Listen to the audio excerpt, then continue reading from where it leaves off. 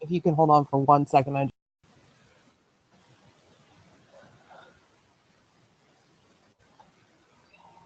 We're going to give Joy Chalker, our high school teacher leader, a minute to join, hopefully. In the meantime, as we're just getting settled, if you are joining us on the phone, make sure that you've entered the audio pin. It's on this screen that you should be able to see. And you all have the ability to mute and unmute yourselves. And one of the things I shared a couple minutes ago was that at the end of this, we'll talk about the next steps for the program, how to complete the program survey, when and how you'll get paid from Constitutional Rights Foundation, and just other kind of logistics questions. So we will address all of that at the end of this. And Shannon, I'll just run the PowerPoint, and I think when Joy's able to join us, that will be wonderful. Okay, I gave her the access from the email, which is different than what's on the PowerPoint, which... The audio code? There's an access code. Okay, well, let me know if she's got an issue, and otherwise, I think we can go ahead. Okay. Hi, everybody. Hope everybody. Hello. Hey, Shannon. Hope everybody's doing well. 20 days left, Duval. We can do it. Yes, ma'am. All right, so today we're going to talk about the role-playing simulations that you did in your classroom. And the first one thing we want to talk about are what are some of the successes that you had with using this in our classroom, in your classrooms. And you can feel free to unmute yourself and talk, or type in the text box, and I will read your responses for you. So while people are typing or thinking about what they want to say, I went through a lot of the discussion boards today, and one of the things that stood out to me from the ELA teachers that have been part of this is they loved the opportunity for cross-curricular integration. There was a lot of positive reflection about the potential, if they were to do this again next year, to work with their social studies partner, or really just bring in some additional content. And I thought that was a really neat insight.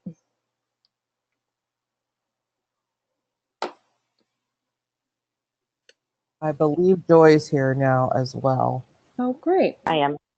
Hi, Joy. Sorry. Nope, no problem.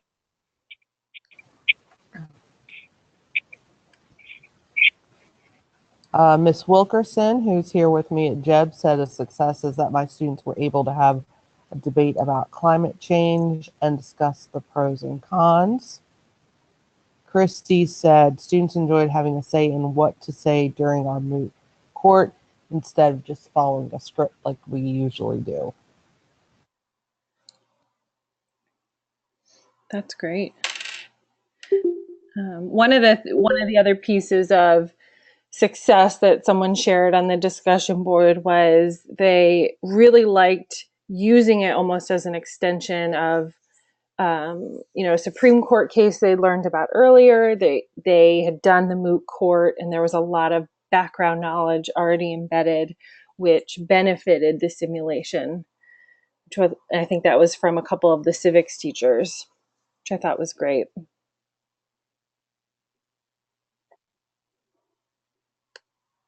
One of the things that my students really enjoyed was being able to actually experience, we had talked about affirmative action, and to be honest, we're US history, so we are EOC prepping like crazy, but we were kind of able to squish it in and get them to see that the reason that these policies exist, they tend to view things only from their perspective, but getting to really pretend that they were a college admissions department really helped them, I think, bring the standard to life. You know, it wasn't just something they read about on paper, but it was something that not only affects them, especially as they go to apply to college, but that they can see more of the reasoning behind it and tie it, of course, then to the different Reconstruction amendments we were talking about.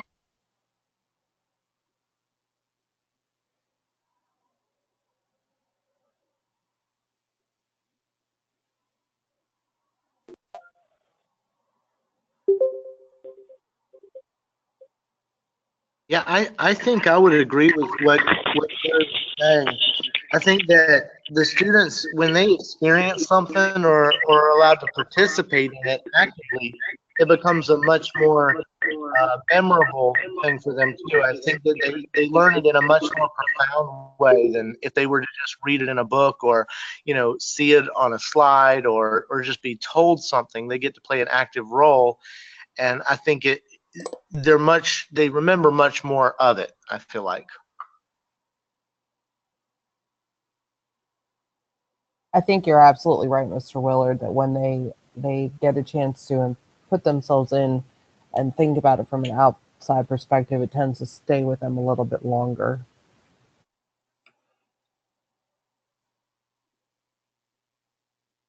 We have Miss Casey said, my students had fun pretending and getting into character at our city council meeting. Miss Williams said the students were excited about performing a role play in reference to real cases. They benefited from a subject we can relate to in our lives today, and that is due process. Ms. Wells said, my students enjoyed being able to be heard, whether it was emotion or factual based on law. They enjoyed just participating. And Ms. Casey said it really helped them to see that just because people are on the same side of an argument doesn't mean they have the same reason for it.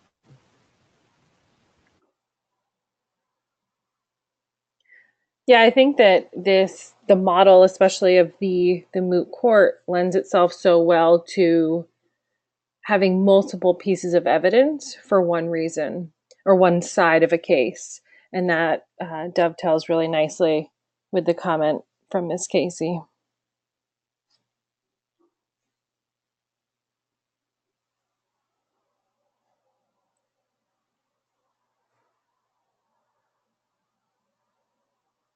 Okay, so what surprises was there an aha moment or shift in perspective that occurred during or after using a role play or simulation?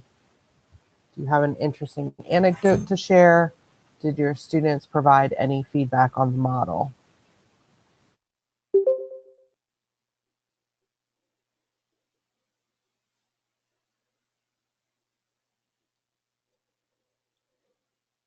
I think a lot of times my kids, when we do something like this, their feedback is always that they love it, that they love doing something that isn't reading and writing and a worksheet based. Yeah, absolutely. I think these kind of activities the kids rave about. They're highly engaged. They have such positive experiences. I think probably one of the surprises is that you just never know what the kids are going to do with it. I think the majority of the time, I feel like my students always blow me away. When I give them more control and more power, they usually, do far better than I would have ever imagined. But I think sometimes that uncertainty can be scary because you really don't know what they're going to do with it when it's kind of put in their hands. I have the same problem. I think that most of my students do surprise me in how deep they can go in these role plays, and the simulations also. They take this very seriously. They really think about these. They know that it's not something that is very light, and they do take it seriously. They do want to provide feedback. They do really enjoy these because they are so different. But again, it is quite scary, like you were saying, because You never know where they're going, and you always have to be on your toes to stop something.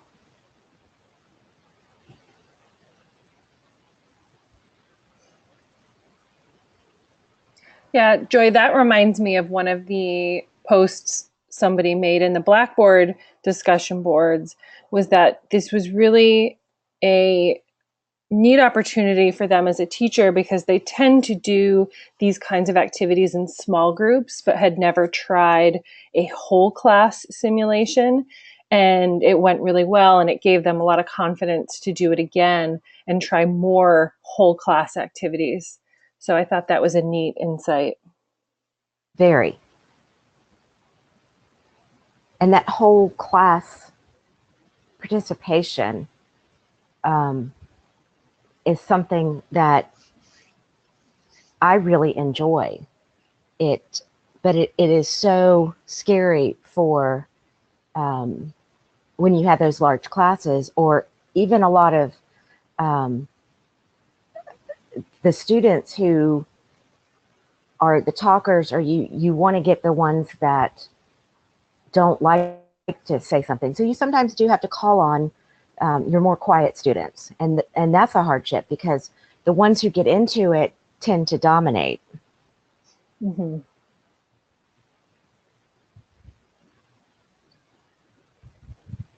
Mr. Thompson said, my sixth graders enjoyed working in their party primaries, especially after reading about political conventions. Each class period elected party nominees who debated platforms. They then elected class presidents. The opposition parties have independently decided to hold the new presidents accountable for their campaign promises. Ms. Williams said, my students were chosen by a number system for the two sides, but when we went through with the mood activity, the side that they were on is the side they truly considered in the case. I heard great discussions from both sides. Ms. Wells said, I agree. They surprised me with their logic.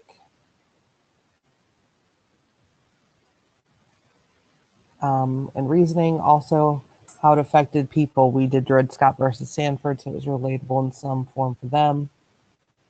Ms. Casey, my surprise was realizing that I could put together a simulation very quickly. It's more about what the students do with it than what I do with it. That's very good. Ms. Williams did California versus Greenwood. Ms. Wilkerson said, the majority of my students did not agree with climate change, so finding students to be for climate change was difficult. My students were able to articulate why they were against climate change and how it impacts the environment. It was great seeing my students confident enough to debate their point of view and stand with it. Ms. Jamison also did California versus Greenwood. One of my class periods had several students who told me they want to be lawyers, and they really thrived in this opportunity. Ms. Moore said she loved her students' energy in this case, and that she may try Greenwood because kids were already aware of the outcome of Stanford v. Scott.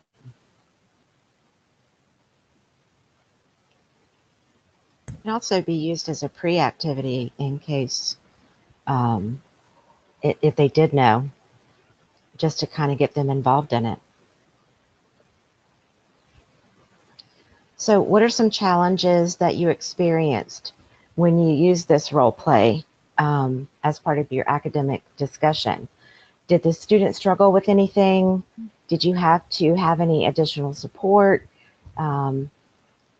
What was that? What could you have done?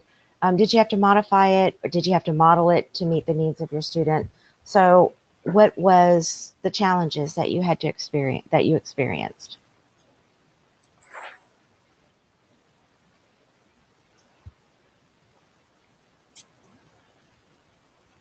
I think one of my biggest challenges was time. I think once the kids get into it, it just, we always run out of time. And I feel like I probably could have used more time front loading, more background information. But honestly, I feel like, we just ran out of time with the kids doing what they had gotten so into.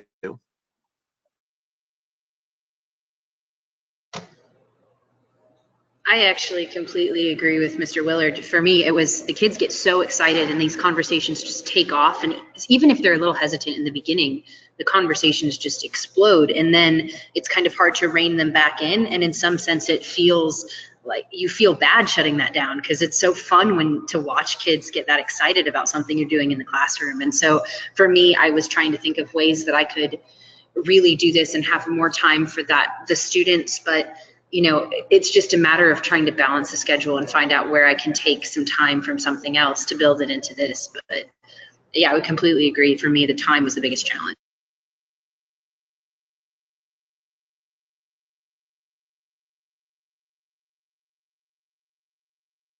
I completely agree too.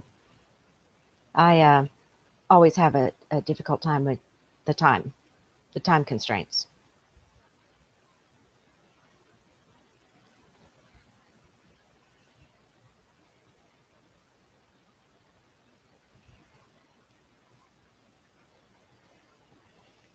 Um, There's more so we modified since the kids knew the outcome.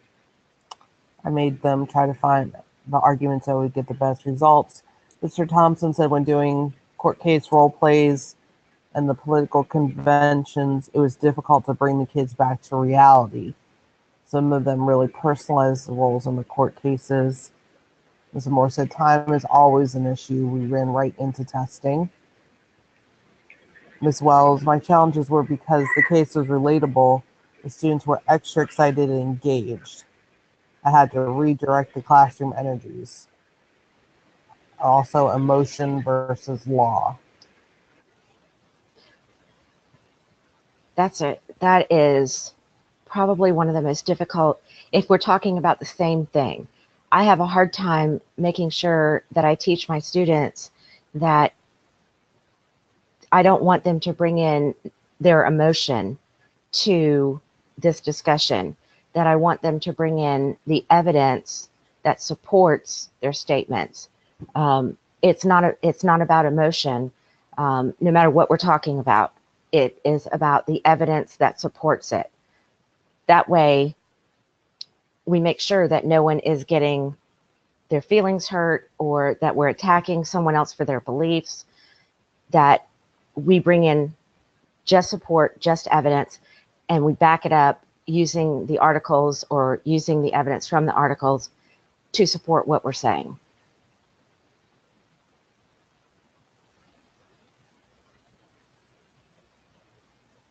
Ms. Williams said students just had a lot of questions that I personally could not answer. Conversation took flight and they were going back and forth with the idea of the possession of the garbage. Too much emotion on each side. I think that's probably the biggest obstacle with the middle schoolers too, is keeping the emotions in check. And but, Shannon and I, when we first did this, she had to keep me in check because I was getting very emotional about it. So it's not just the middle school or the high school kids. I know that I was bringing in a lot of emotion, and Shannon was like, okay, settle down. So it does get emotional.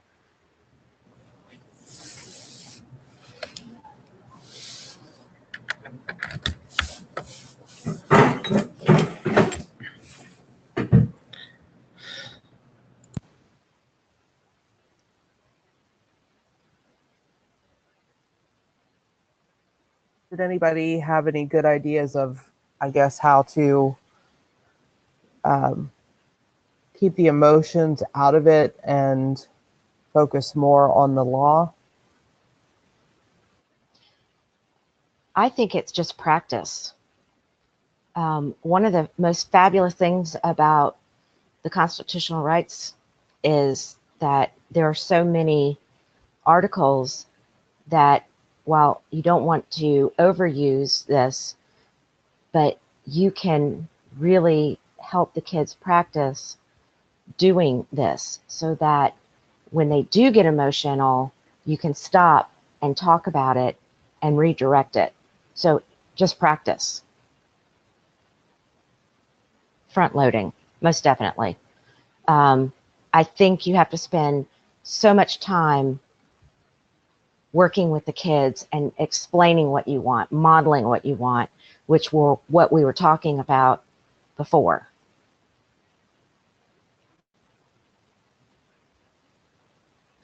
I would I agree. definitely agree with both of those points, with the front loading and the practice. But at the same time, I think as much as the emotions get in the way sometimes, I feel like that's the evidence that the kids are learning and that they're super engaged. When they get emotionally involved in something, I feel like that's where the memories are being created, and that's what they're going to, take with them. And so while I feel like emotions have to be kept at bay, I think that they are the evidence that the children are engaged. Yes, I agree. But you also want to make sure that you let your students know that this is not about attacking each other or attacking what others believe in, that it is about the evidence, that it is like being in a court, which I think Ms. Brown said, teaching civics, the tone from day one is facts, just like it would be in a court case.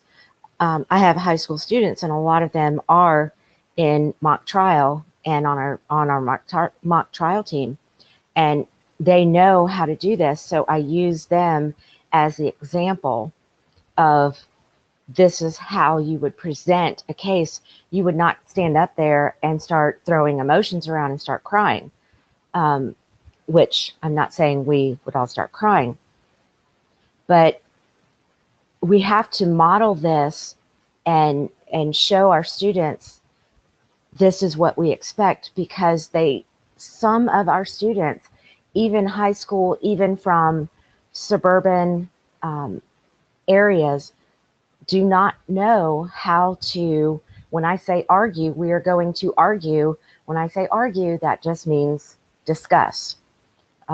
They think, okay, we're going to fight about this. We're going to argue about it. So that's one of those things when we talk about some changes, I have to change my verbiage because I can't say argue. It has to be, we discuss it, because they don't know how to do these things. We have to show them. Yeah, I agree wholeheartedly. You're right.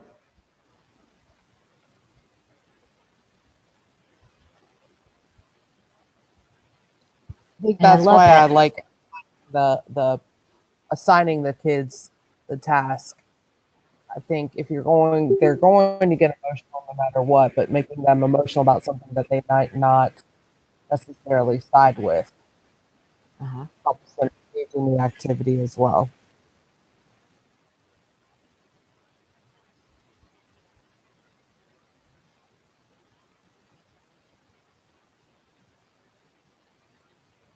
Mr. Thompson said he likes to call on students who may not like to sleep. However, he gives them plenty of time to prepare. Mm-hmm. That's really key, because I know a lot of students panic. Sometimes I even let them go first. The ones I know aren't going to say anything, because they'll never jump into the conversation because they're just too timid. So I let them go first.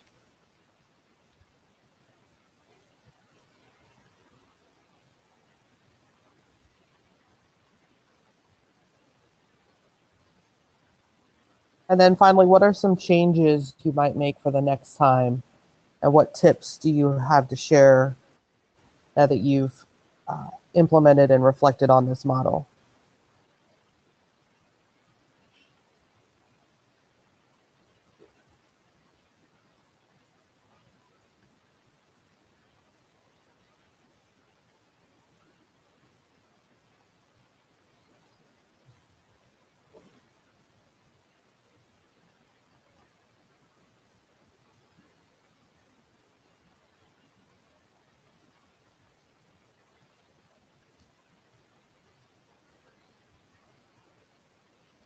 Shannon, have you made any changes to this? I know you teach middle school and I teach high school, but I haven't made a whole lot of changes. I haven't. You have not? No, I think it's very good the way it's set up, and it works well for us. I do too. Do you let your kids use technology? Oh, reflection or a follow-up. I like that. No, I don't allow the technology. Okay. Using it I as think a I hook. did the first time, and then after that, I was like, that was my first change. Because I know when we first did it the first time, when I did it through the training, I used my own cell phone because I didn't know anything about the case. So I let the kids do that, and then after that, I didn't.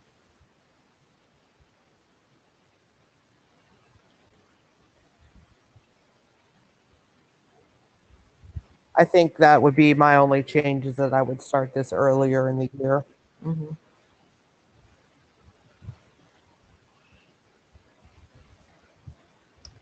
Kids are definitely checking out.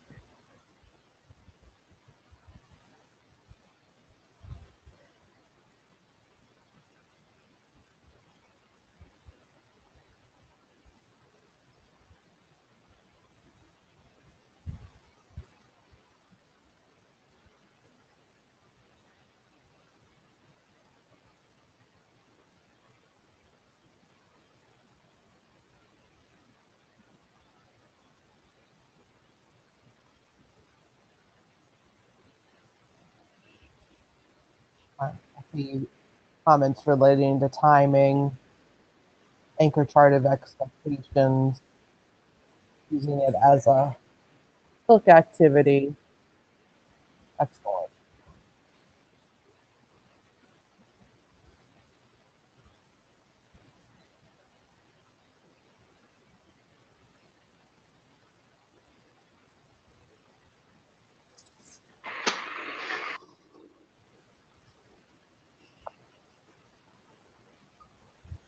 Okay, it looks like everybody got in their ideas. Val, you want to step back in? Yes, ma'am. All right. If you've got, continued thoughts or ideas, please keep using the chat box, but I will go through some of the last, few logistics and finishing up things. And really the next steps are just making sure that you've got everything completed. I know that we had, particularly with this group, a challenge with Canvas because we discovered it was blocked on many of your computers. So we switched to Blackboard.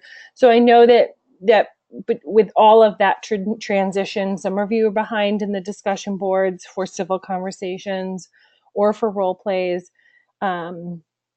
We really do have some time. The next slide will be specifically about stipends, but we really do have probably until, I want to say, the last week of May to finish up any activities. So whether you need to go back and watch the Civil Conversations debrief webinar, or you need to do those discussion boards, there is still time to do that. What I will do is I will start reaching out to you individually to let you know what you're missing. If you just get an email from me that gives you a link to the program survey, that means that you have done everything and you're all set. But if you're not sure and you haven't heard from me, email me. But the real final steps are that we are doing a national program wrap-up webinar May 30th. So everything ideally needs to get done before May 30th.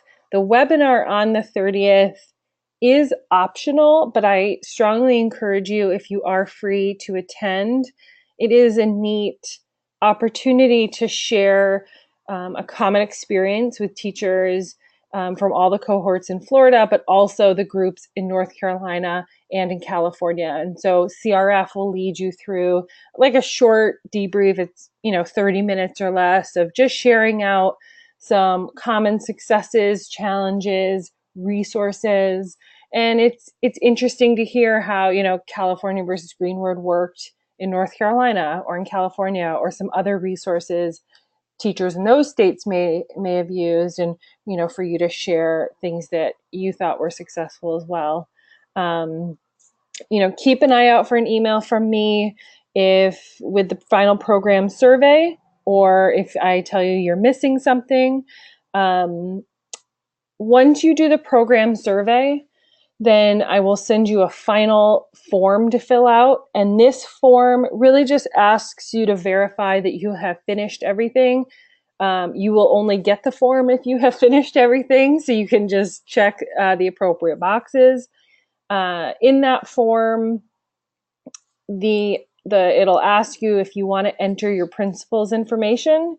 If you do that, CRF will send your principal a letter telling them that you had completed this activity and a little bit about, not the activity, sorry, the grant program, a little bit about the program and some of the activities you've done. That is optional. I don't know when exactly they're going to send out those letters. Probably early June would be my guess. And stipends. The stipends are coming directly from CRF, not your district or from my office. They will send them out again, I think, right after the last webinar. So they will send them once you have verified that you've done the face-to-face sessions, you've done the debrief webinar sessions, and you've done the discussion board. So those are all of the required activities. And again, just stay in touch with me if you have questions or concerns about any final steps. I am checking Blackboard and Canvas. So whichever program works for you, you're able to log in, use that one. If you have done your initial posts, please go in there and just reply to some of your colleagues. There's a lot of great resources being shared and insights. So it's worth your time to just read what others have to say. And with that, I think we are pretty much done. I'm going to pause the recording, but if there's any remaining questions or concerns, or if Joy and Shannon, you have anything you'd like to share, we have a couple minutes.